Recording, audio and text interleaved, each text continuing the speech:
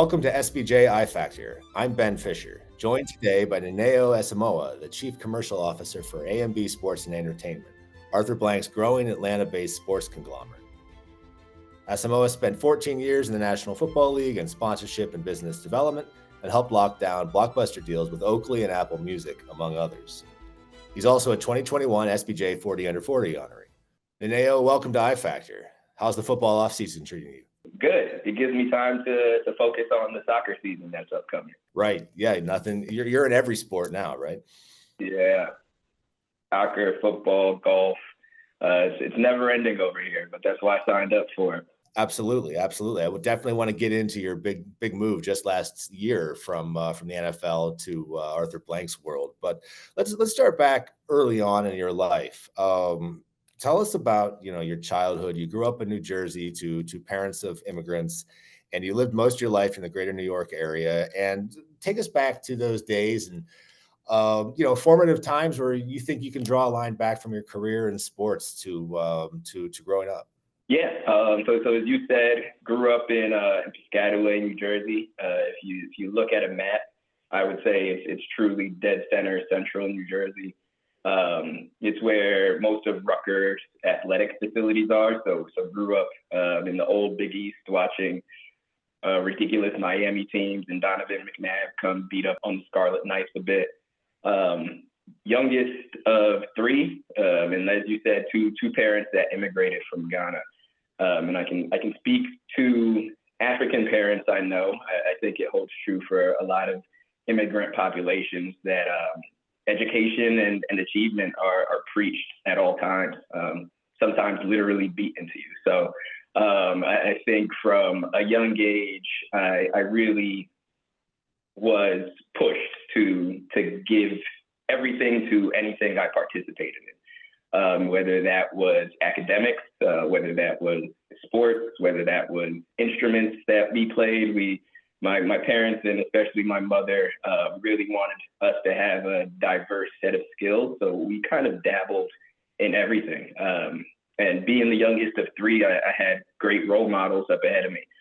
So the bar was set high, and that didn't really give me an opportunity to slack off very much. So, even between my older sisters, there's a Harvard undergrad degree, a Duke undergrad degree, Harvard law degree, Harvard government graduate degree, Kellogg School of Business degree. So I'm just trying to keep up with my older sisters and have been chasing them ever since childhood to try to achieve whatever we think greatness is. Wow, that is a lot. That's some intense pressure as the younger brother of a very highly accomplished. I know that feeling sometimes. So, do you recall that sense of obligation to your family as a generally positive motivator? There's some people in that position that end up going the other way and have a more laid back approach to life. But you joined the group in the high achieving. Thank you. I tried my best at least. I think for me it was positive because who knows if left to my own devices where I would have ended up. Yeah, I'm competitive. So having that bar set ahead of me, and it wasn't just in academics. If you go back to my high school, they have athletic wall of fame. Like my sister's names are up there. So in everything, we wanted to excel, and genetically, grace of God, we had the ability to do that. So. I think it was certainly a positive having that model to strive for, and having people that knew my family, so I was always being looked out for or watched. So if I wasn't doing what I was supposed to do, my mother had teachers on speed dial. She still goes to dinner and lunches with them to this day. So that was kind of the upbringing in the household that we grew up in. Well, I can agree with you there that accountability, you sometimes wish nobody was watching, but it's for the best. I think if a lot of people are, for sure. The NFL was not just any other league for you. You were a very accomplished football player in your own right. Tell me about that as a child. Why football? What about the sport appealed to you on the field of play? A few things. I mean, there's one where it was kind of the forbidden fruit. I only played football for a total of 6 years, and the primary reason of that, one being, I mean, if you look at me, I'm not the biggest person in the world, and I think my mother saw that at an early age. So I wasn't allowed to play football for a long time, and coming from West Africa. Clearly, soccer was the primary sport that my family was familiar with. So I grew up as a soccer player, as a track athlete. I mean, I played some baseball, was pretty terrible at that, played some basketball. But football was always that sport that I really gravitated towards and wanted to experience. And I don't know, when I look at football, I feel like more than any other sport, and this is just my personal opinion, it's one that you always have to give your all to get the best out of it. Any sport, you have to give your all to it. But you're literally physically liable and a liability to your teammates if at all times you don't have your head in the right place, if you're not playing with speed when it's necessary. All of these things would put you physically, potentially in harm's way.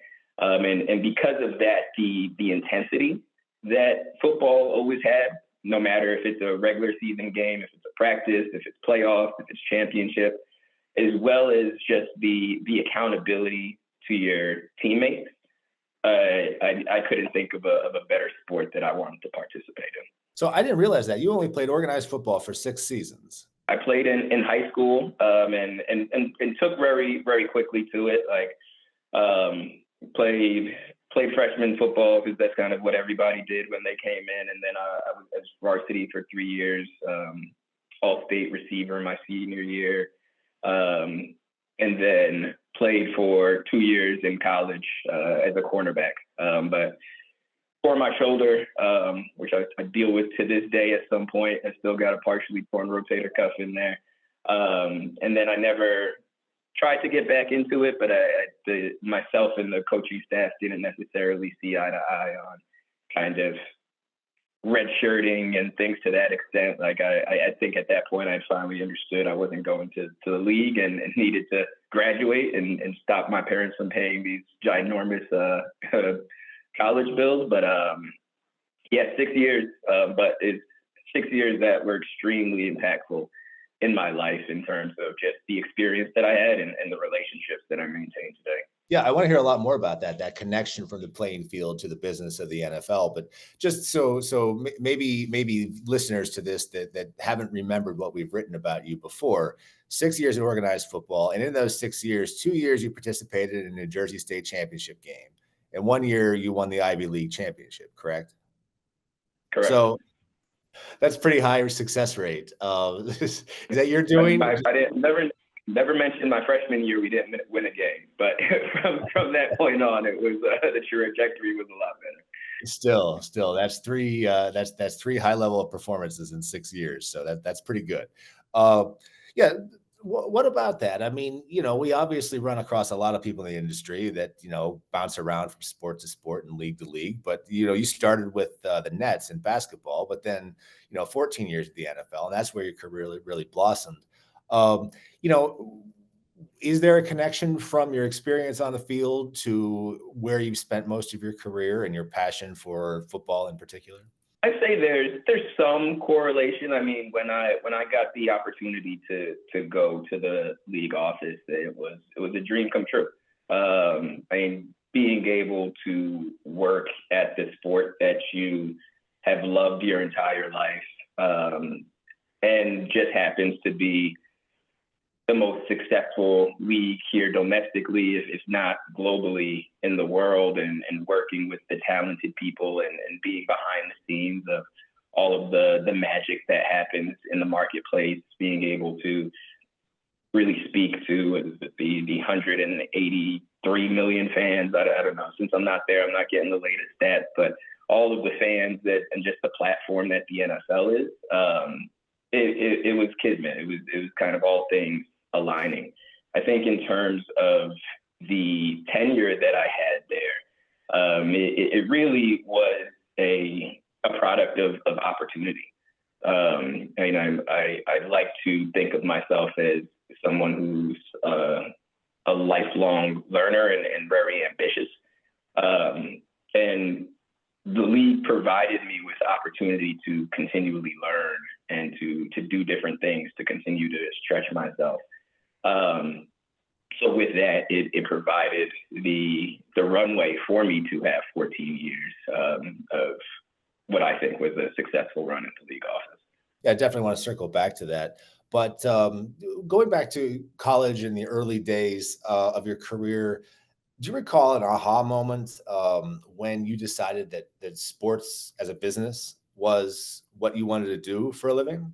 Early on in my career, I'd say even at the New Jersey Nets, like even taking a step back, I'd say that I got into the business of sports, not fully understanding what the business of sports was, and really, like one of my first opportunities, I thought I was going to be an agent, and like that's the world that I knew was closest to the playing field, at least I thought, outside of coaching and things to that extent.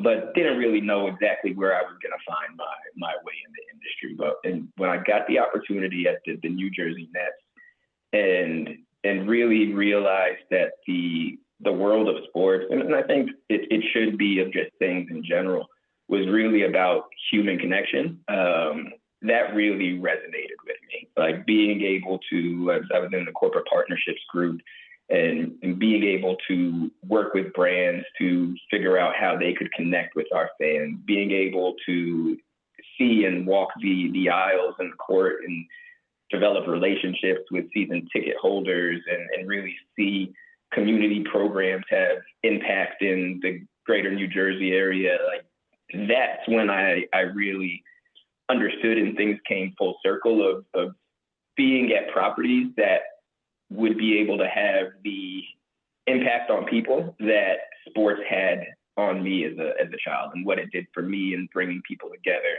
and the relationships and just the lifelong lessons that sports taught me.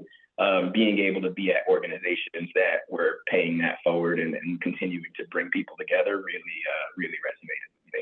So from the Nets, then you go to the NFL, and all of these places, the Nets, AMBSE, the NFL, you're around very high achieving people. I mean, particularly at the NFL, the reputation there as an organization that just continues to come up on the right side of business developments and trends, and is in such a dominant position.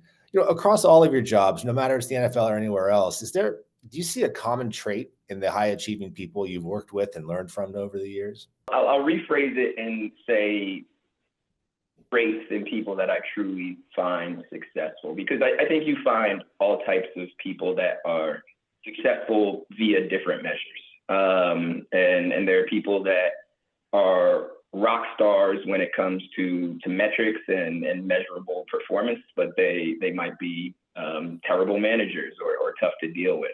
But I look at success in all aspects. I think the people that I see as successful people have been, they're lifelong learners. So they're continually looking to evolve, continually looking to improve themselves and gain new skills. They're coachable.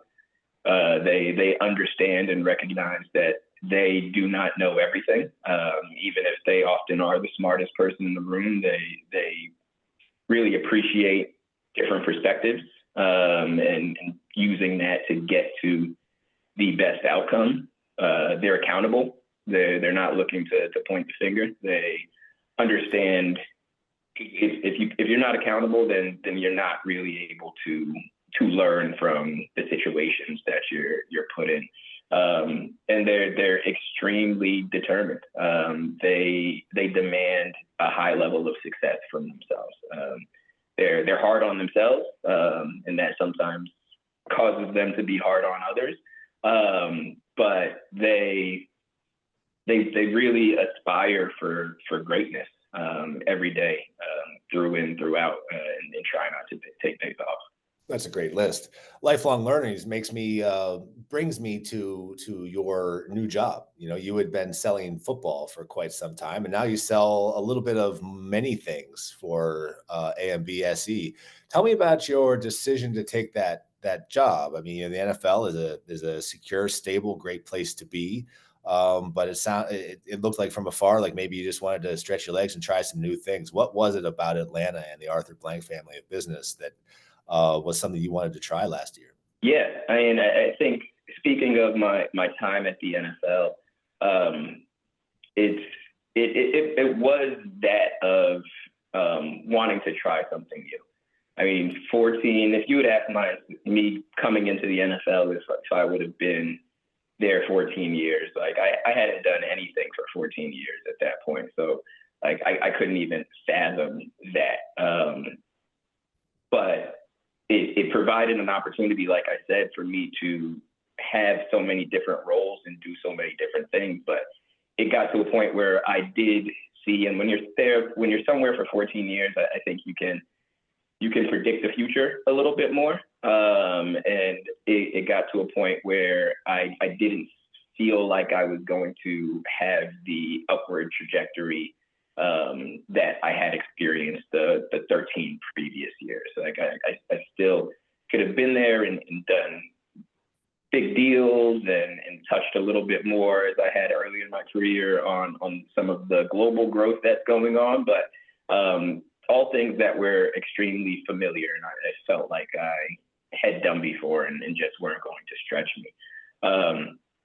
So with that, I kind of opened myself up to the thought of opportunities that would really challenge me, and challenge me in a way like my ideal opportunity was somewhere where I could come in and the skill set that I had would get me off and running in anywhere from 60% of my job, 70% of my job maybe, but there was that 40 to 30% that I was going to have to stay up late at night to really think about. And that was not going to feel automatic and that I wasn't going to walk in a room and know all the answers. Because I knew that's truly what growth would be. And that's what led me to AMBSE. One, the opportunity to work for an owner like Arthur Blank, in a city like Atlanta, where he has done so much for the community and authentic work. In all the conversations I had at the league office, whether it was considering the move and or after I made the move, just the fantastic things people continually had to say about Mr. Blank as well as his foundation, what they do in the Atlanta community.